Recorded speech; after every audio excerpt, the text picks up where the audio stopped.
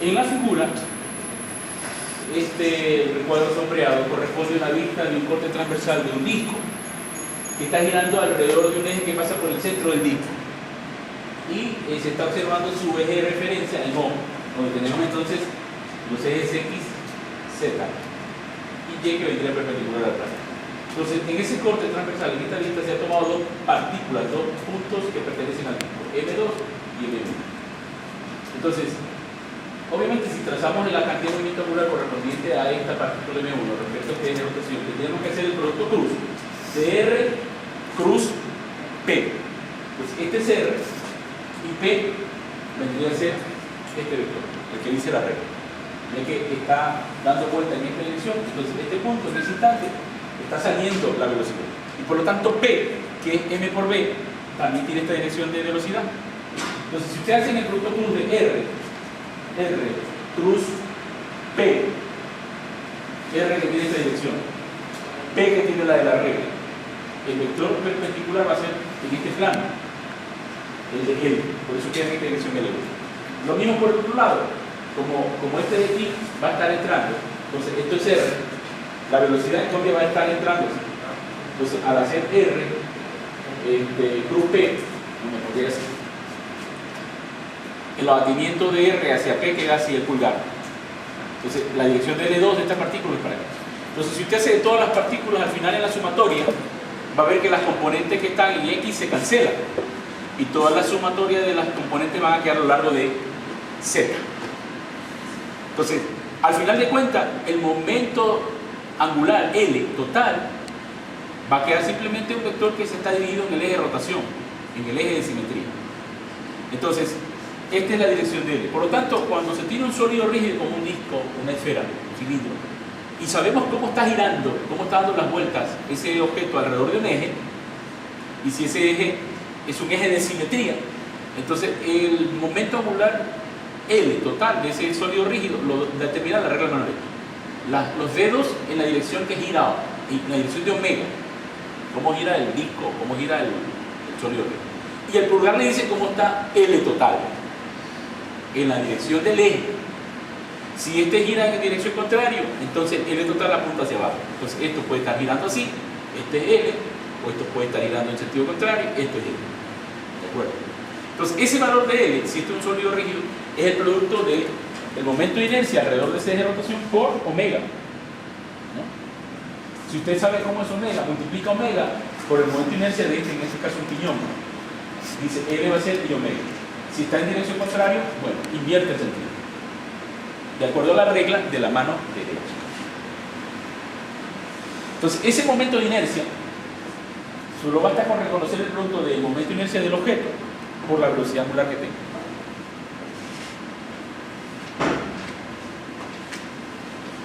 Esta que es la ecuación fundamental de la dinámica rotacional, la sumatoria de todos los momentos de torsión es igual a la primera derivada de L con respecto a T. Significa que si hay un torque neto, producto de una fuerza neta que está actuando sobre ese objeto, que está cambiándole la dirección, va a estar cambiando siempre L. Ese vector L que está apuntando en el eje de rotación puede estar variando su dirección como producto del torque. ¿De acuerdo?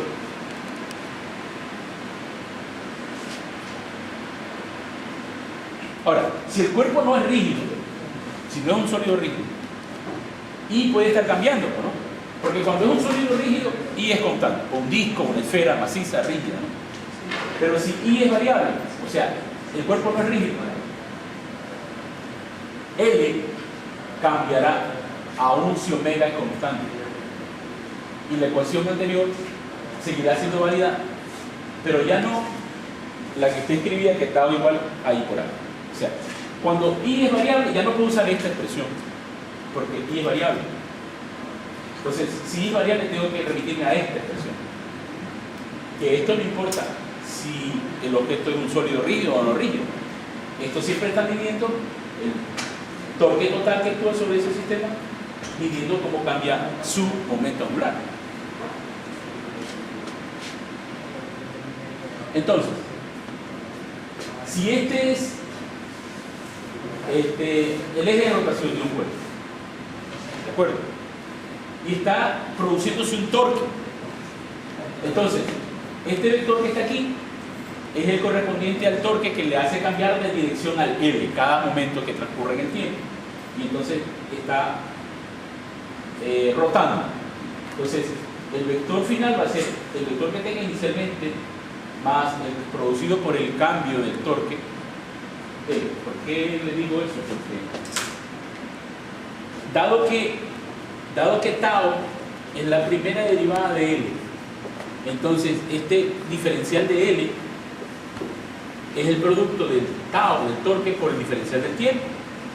Entonces, si yo sé que esto es un vector tau, este vector tiene la misma dirección de tau, entonces mido el cambio de L en la dirección que apunta tau.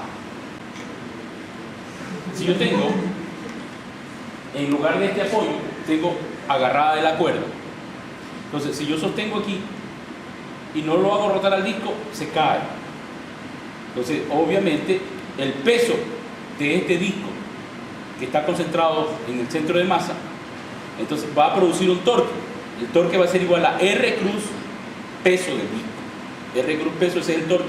Entonces, el torque obviamente va a estar apuntando en esta dirección, hacia acá, porque el R va a ser desde aquí trazado hacia el centro de masa. Eso es R. O sea, este R.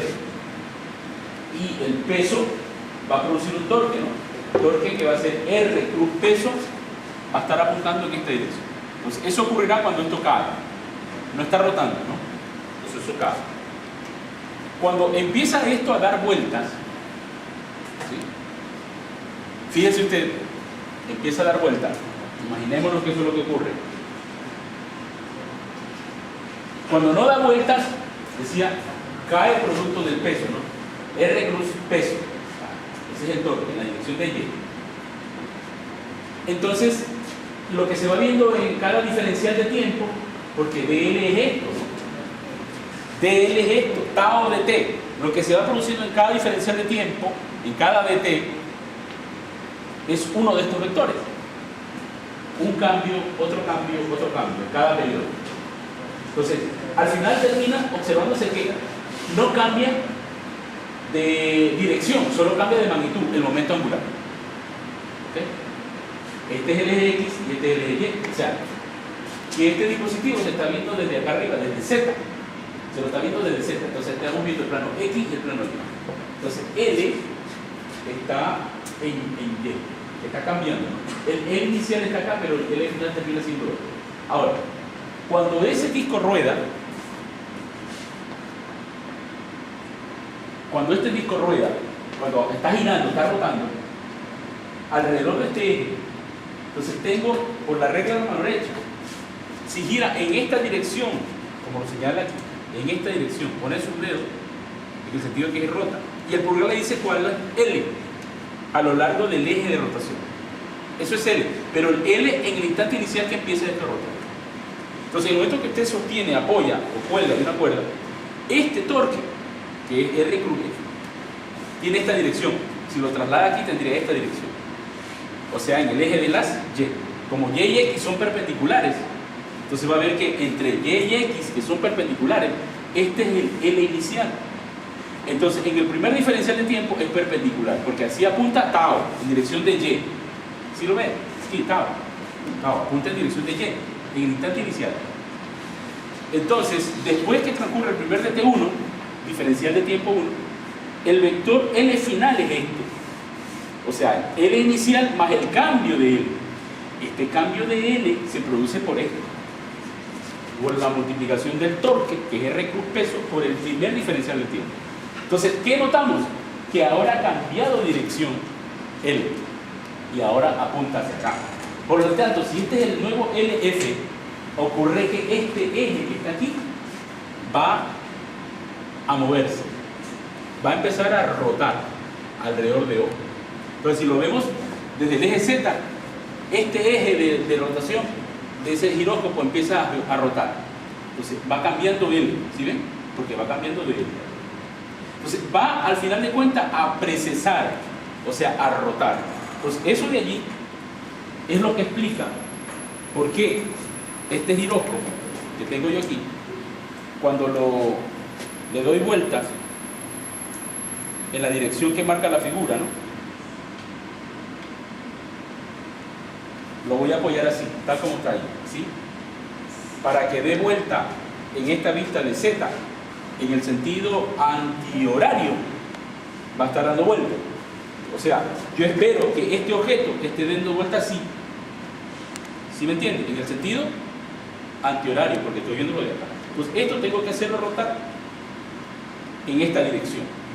Entonces, si le doy ese sentido de giro, veamos, debo esperar que rote como lo estoy viendo en el sentido antihorario. Entonces, ese L es el que está cambiando producto del tau. Entonces, está precesando. Esto se llama precesión. Entonces, alrededor de este punto es como que si el eje está dando vuelta en movimiento circular uniforme y tengo que calcular la velocidad de precesión. ¿Okay? Si lo invierto y el L lo pongo para el otro lado, más el DL, empiezo lo contrario. O sea, a verlo precesar en dirección contraria, en el sentido de las manecillas del reloj. Entonces, el único truco aquí sería cambiarle el sentido de rotación. Entonces, si yo le cambio el sentido de rotación, ahora voy a ver que gira en el sentido horario. ¿De acuerdo? En el sentido horario. Entonces, ya ahora estos vectores están dando vuelta en dirección contraria, ¿sí? Y así está moviéndose el vector L. ¿De acuerdo? Entonces, ¿cómo se mide la velocidad de precesión? Omega. Omega se mide por la primera derivada del desplazamiento angular. Así se mide. Ok. Ese omega se va a medir así. Ojo con esto. La velocidad de precesión. La velocidad de precesión, ya saben qué es la precesión. La velocidad a la que está girando ese eje va a ser omega. Eso se mide por la primera derivada del desplazamiento angular. Suponga que ese ángulo es phi. Entonces yo tengo que ver cuánto es la primera derivada del desplazamiento angular. Entonces ese valor de velocidad de precesión es este. Veamos en la figura. Este es el plano XY. Yo estoy viendo el eje precesar desde la eje Z. Entonces estaba precesando el eje en sentido contrario a las manecillas del reloj. Entonces este es el primer desplazamiento angular. Entonces aquí L inicial más el diferencial de L produce la cantidad de movimiento angular final, que es este. Entonces, yo tengo que medir este de phi, este diferencial, con respecto al tiempo, y ya estoy calculando omega. Por definición, omega mayúscula es la velocidad de precesión. La primera derivada del desplazamiento angular es omega. Entonces, pero este valor lo puedo determinar porque como este ángulo es pequeñito, pues la tangente de este ángulo es este cateto para este cateto, dl sobre l. Eso dividido por la diferencia de tiempo me está definiendo omega. Dado que dl sobre dt, ¿qué cosa era dl sobre dt? La primera derivada de l con respecto a t era tau, el torque. Entonces me queda al final que la velocidad de precesión de estos dispositivos es la relación, recuerden, del torque alrededor del eje Z, en este caso, dividido para el momento angular de ese dispositivo en Z. Entonces, el torque es el producto cruz entre R y el peso del disco. Y esto es el momento angular de ese objeto, del sólido y promedio. Esto puede hacerse lo mismo para un trompo.